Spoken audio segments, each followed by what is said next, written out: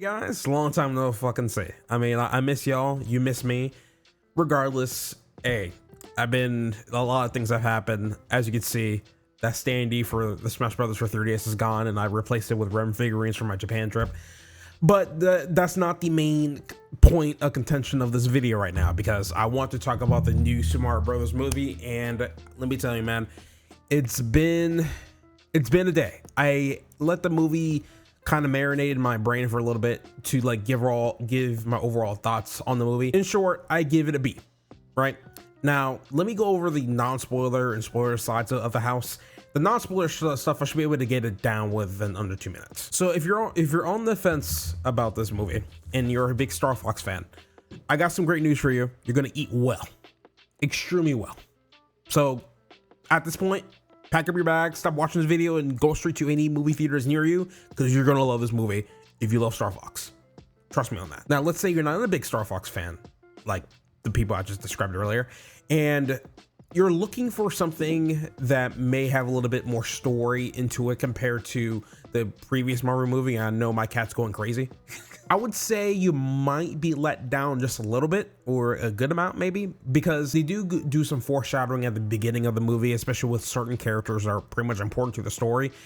But because of the pacing and how they were handling things throughout the entire movie, it kind of falls short by the end of it, which there were certain things you were expecting to see when it comes to dialogue between certain characters, but they just didn't go over that because they were just focusing on so many other things in this movie. If you're looking for something that is super dopamine fixed, you're going to get this from this movie. Things are just quick, extremely quick, and before you know it, you probably miss like half the references that they throw at you. So if you want to sit down and just bask in all the references and nostalgia, then yeah, this movie is probably 100% for you. But don't expect some subpar writing with this movie. And with that being said, that's all I can say about the non-spoiler side. Now let me get to the spoiler stuff. So the story itself, right? I like the story at the beginning, but like I said earlier with the non-spoiler stuff, if you're listening all the way through, is that the pacing itself did rush the story by a ton, because there were certain closures and certain dialogue that I wanted to see that didn't happen whatsoever, right? Besides all the references, all the stuff that was happening, which I'll get there in a minute. I really wish they would have like added a bit more dialogue, a bit more screen time for certain characters, like Rosalina, which was one of the literally the big face from Mario Galaxy, has the least amount of lines in this movie, which is not great at all, if you ask me. It's that bad to the point where literally what you saw from those trailers is all you're going to see in the movie. Now, of course, she's kind of like the damsel in distress in this movie. I mean, you already seen it because you already know. Because at the beginning, of course, she was trying to like defend herself against Bowser Jr. and everything, until like Bowser Jr. did some nasty stuff and trying to attack the Lumas, and she protected them and everything, and wanted getting attacked and getting entrapped by Bowser Jr. and all kind of stuff. And it was a whole elaborate plan to basically get her to harness her power to basically control the entire universe and everything. That's basically the whole point from the ops, essentially. That's it. I mean, and of course you see her again. She will say like bits and kibbles of lines and stuff, but that's it. Fox McCloud has way more lines than Rosalina. And and you would expect the guest characters that you never expect to see in the movie have less lines than some of the main characters of the story. And in your mind, you're thinking, yeah, Rosalina should have a good amount of lines compared to Peach and Mario, but in this movie, no, not that much. And she's extremely important, especially when you find out that Rosalina is related to Peach, because they're sisters, they're siblings. They have the same cosmic energy from what it looks like. And don't let me get started on that. Don't let me get started on that crap, because listen, I love the idea of Peach and Rosalina being siblings, being sisters. Awesome. But they made such an emphasis on that truth, and me, my friend, and my sister were like, awesome, great, this is a canon event, awesome. And we were hoping to see the writers further touch upon that by the end of the movie. But because of the pacing, like I said earlier, they rush all that. We never even see Peach and Rosalina actually exchange words between one another. There was no dialogue between them. It was that bad. Because they show like the story of Princess Peach on like how she's related to Rosalina and everything, and how Rosalina had to let Peach go so that way like the ops don't get I know I'm saying ops a lot, but that way the ops don't get like the full power of like the siblings and everything to control the entire universe essentially, and that's why she had to do that. But after like the whole saving scenario, like after the big climax and everything, you expect to see Peach and Rosalina like catch up and see a little bit of closure behind that. But we don't get any of that at all and stuff. And I know I'm like talking too much on the story, of course, and like kind of missing out all the references and stuff that I love. But I wanted to nail this home a little bit on the story side of things, because like, yes, it is a Mario movie. I'm not expecting this to be like the next Macbeth or the next Odyssey or the next freaking I don't know, the Hunger Games writing, the terms of writing. Like, I'm not expecting that. But bro, listen, when you're foreshadowing a lot of things and you're like emphasizing on like the big thing of the movie, but you don't, wrap things up by the end of that said movie, it's kind of the writing was a bit all over the place with that, especially with the pacing. And I think I think at this point when they were in production, they wanted to focus on certain things. Like, they were focusing more on fan service than the actual writing itself, which in my opinion, they should have focused on the writing first, have a beginning, middle, and end, and make sure like the closure between the main characters of that story is like all wrapped up. And then once you're done, then try to figure out how to put the fan service and nostalgia and stuff into the movie. And I think they worked backwards this time around, if anything. Which honestly, now thinking back on the first movie, it was kind of the same way in a bit, but the story was a bit more fleshed out and stuff, because you're now showcasing the Mario Brothers and stuff and how they went from nothing to like having something essentially. So it was we were able to establish a really nice relationship with the Mushroom Kingdom and stuff. So it was the story itself was somewhat contained, still rushed a little bit, but it was still contained. But I feel like with Galaxy, it was just you had me at the first half, but definitely not the second half with this one. All right, let me shut up about the story now, because I know like I spoke too much on it. I know I was going a bit harsh on it a little bit, but I had to talk about that because I'm hoping within the next movie, Nintendo and Illumination Studios focus a bit more on the story this time around and have it make it a complete package essentially. Especially when they announced that Princess Daisy is going to be in the next movie, which I'm really excited about. Which, speaking of Princess Daisy, since they're bringing her in, I'm expecting, which correct me if I'm wrong, it's been a while since I played Super Mario Land. I think Wario is the main antagonist. So if Daisy's going to come in, that means Wario and Waluigi might make an appearance. And if Wario comes in, I swear to God, I swear on all and holy, David DeVito better voices, man. Please. Like, listen, I'm going to be there day one regardless, but I'll be so stoked to see David DeVito voicing as Wario. Waluigi, I don't know who would voice him. I don't know a good casting choice, but if you just prioritize Danny DeVito as Wario, please, for the love of God, you have a heart, please. and I myself am not even a big Wario fan, but every time I see Wario and like with these celebrity casting choices that they're making, it's a clear choice that David DeVito should definitely be Wario, 1,000,000%. And I will double, triple, quadruple, pental, whatever down on this shit. Trust me on that. There is a lot of stuff, a lot of references from Mario games and certain classic Nintendo references. Shit, they even threw Pikmin in there for a couple of seconds. It was crazy. When Luigi finally got the magical paintbrush from Bowser Jr., what's interesting about Bowser Jr. himself is that when you further look into like, the Bowser lair and stuff, and you notice that all the gadgets are listed, Flood is there, which I'm like, interesting.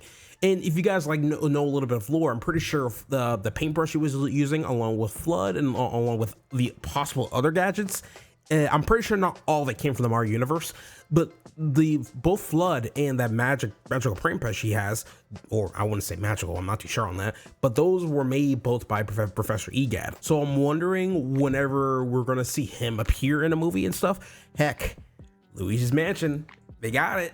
Like, if they can do like a Luigi's Mansion special for like this Halloween, that'd be awesome. If anything, besides from that, when Luigi got the paintbrush, he was trying to create something. He wound up summoning Mr. Game & Watch, which was one of the funniest shit I ever seen, and it was one of my favorite surprises too, because like I was like, because this was in the big climax between like the Mario Brothers and, you know, Bowser and Bowser Jr. and stuff, and when they summoned like Game & Wario, which at this point you can call it an assist trophy, I was really hoping for him to hit them with a 9, which I think they did, because the way the impact was, I'm like, yes, this has to be the 9 that we've been wanting to see, which makes a lot of sense, you know. And there's a lot of stuff that I would talk more about, but holy crap, there was so much shit that happened, mainly because of the pacing. I may have to go back again and rewatch it to see what I missed, but there's so much that happened within that movie. And in my personal opinion, like I said before, I think if the pace was done a bit better, then maybe me processing the information that was happening throughout the movie would have been more fun too. But one of the biggest things I definitely did remember is the montage moment with Yoshi when he was going through Brooklyn, or you can call it New Donk City. I don't freaking know, but that shit was so fucking funny because like as he's progressing, he starts getting a snap bag, got a little fanny pack on him and everything, and then by the end of it, he's getting chased by the police and everything. I'm like, bro, is Yoshi is he one of us? I mean, he's voiced by Donald Glover, which that's an insane casting choice.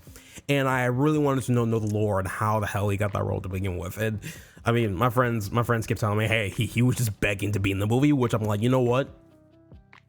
I don't blame him, you know? So, and congrats to Donald for doing a superb job with Yoshi. So, yeah, that's all you get. You're awesome. So, but yeah, that whole Brooklyn montage moment was so hilarious to me. So I really hope they do more of that. The Yoshi addition to like the Mario Brothers team was cool and everything. And on top of that, they also had a Yoshi's story or Yoshi's Island moment, because in the movie, both Mario and Luigi actually get turned to babies and stuff.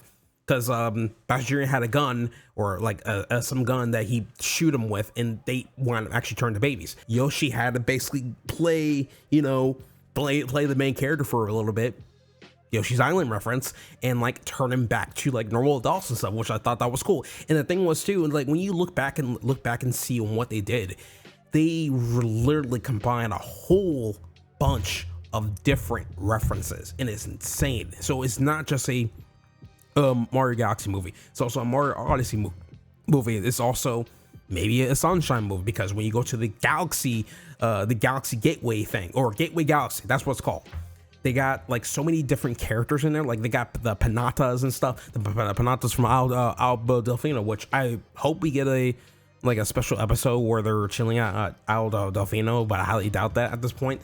But like, they got the Panatas, they got like so many different characters that you never thought you're gonna see in there, but they do. And they figured out a way on like, okay, in the cinematic universe, we're just going to just throw every character that we can possibly find in our archives and just throw them in there, because Nintendo just wants to be Nintendo, you know. So listen, it is so fun to watch this movie and stuff, mainly just for like the nostalgia and fan service and stuff. But like I said earlier before, it did came with a sacrifice. It really did, 100%, right? And I know I'm like rambling about like the whole pacing and story thing, but I think what Nintendo can learn from this movie is a proper balancing in between the two. You can still have some fan service, but definitely put some story into it, you know?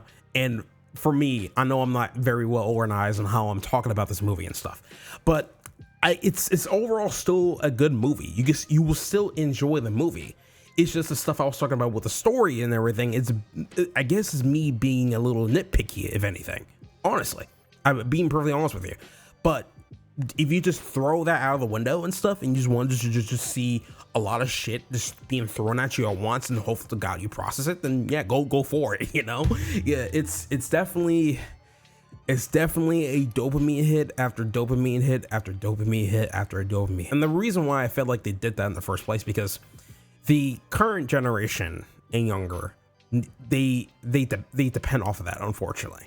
They're not willing to, sit back and like just chillax for a little bit and just like process all the information that you just witnessed from the previous scenes. No, they want to go back to back to back to back. And that's like the reality of certain things, right? The movie is catered towards kids, and the kids these days need that hit. they need that type of deal, right? So it is what it is. But is there anything else I want to talk about from this? I think I already talked about the end credits, except for the Star Fox thing. I think what I mentioned already is that I think the reason why they unveiled the Star Fox thing was mainly because of the whole game that he might have by the summer, I think. So I think I already mentioned that. This is how unorganized I am with this shit, but overall, the movie itself, it's like a B or an 8 out of 10 for me. I'm really, really confused on why the critics, before the movie came out, were like thrashing all this. I mean, no, not exactly. I think most critics had a closer score to me. Some of them were giving it like a 75, which I'm like, okay, fair enough, because I think the story thing was a bit of an issue. But there was just one guy from the Times that just gave this thing like complete 0. I'm just like, bro, why bother even watching the movie? Do you even like Mario or some shit? Like, that's insane. But yeah, overall, good movie. Would I say it's better than the previous one? I think it really depends on what you're looking for from this. It's not going to fill all the boxes for you, but for me, and this is coming from somebody that's not really a huge Star Fox fan, I definitely love the Star Fox moments in there. I thought those were really cool. They really made him a really cool character. And I think one of my favorite things about the Star Fox bits in this movie is his lore.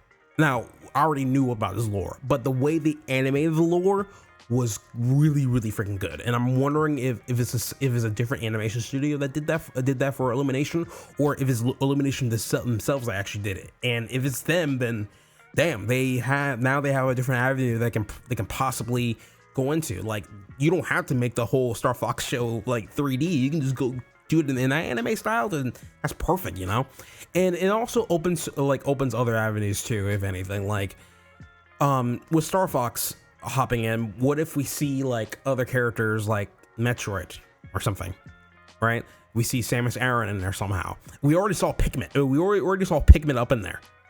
Pikmin's already in there, So it's great. It'd be cool to see more characters like that in other Mario movies, or heck, if you possibly can, make a spin-off or make a mini series or something like that and go from there. Because so far, Nintendo's having a really good partnership with Illumination Studios, and they have no problems doing the movies for Nintendo. I just think when it comes to how to balance things, when it comes to like certain elements of a movie, they definitely need to like relook on that a bit and maybe scale back on the fan service just a teensy bit, so that way they can iron out like some of the things that they actually need to work on, like the story and pacing and stuff, right?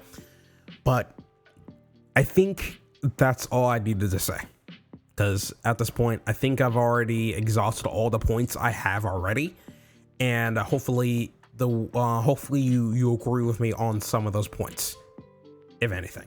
Hopefully my review is not that long. I've seen other people's reviews. Some of them were like 34 minutes. Some of them were an hour. So far, when I'm looking at this timer, it's like 22 minutes and 50 seconds. So perfect. I'm actually under the mark here. So, so yeah, let me know what you guys think. What do you tell me? Tell me what you think of the story. What do you think of the pacing and stuff? Because I feel like they could have like done a little bit better with that. But I think the reason why that happened in the first place, because they just wanted to focus heavily into fan service, nostalgia, and just fun. And I'm like, you know what? I can't blame her for that. But at the same time, they could like put a little bit more effort into like some of the closures and stuff, especially between Rosalie and Peach, because they did jack shit for that, especially with that build up. Like literally, Rosalie was the main damsel in distress. Peach was the one that saved her, and they literally did nothing about any dialogue by the end of the movie. To me, that's like, bro, it kind of yeah. So anywho, your boy Ash is signing out. It's been a while since I uploaded one of these long videos, and hopefully I can get up to YouTube pretty soon. Yeah, hope you guys enjoy this video. Let me know in the comments below. Write me an essay, write me a paragraph, write me a short sentence. I don't know what you think of the movie, and I'll respond to you, because I really want to share my thoughts to you guys, and hopefully I can share more of my thoughts later on in other videos and stuff. So peace out, guys, and I hope you guys have a goddamn good one. Peace out.